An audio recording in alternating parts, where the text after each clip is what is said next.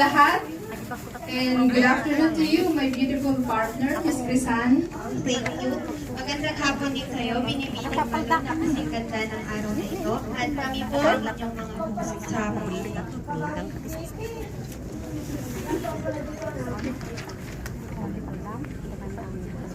Magipagkumustahan muna tayo sa mga kapatiran natin na nandito ngayon, partner.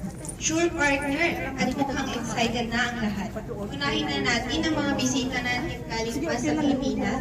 Welcome back to Hong Kong po sa ating beautiful, young-looking and ever-loving princess, Princess Lourdes. We wish you so much abot. Masaya po kami na makita natin. Welcome to Hong Kong din po, Monsignor Orlando Juan at ang inyong butihing white lady, Mrs. Ermina Juan. May mga bisita din tayo from Macau. Pagkitaas po ang mga kamay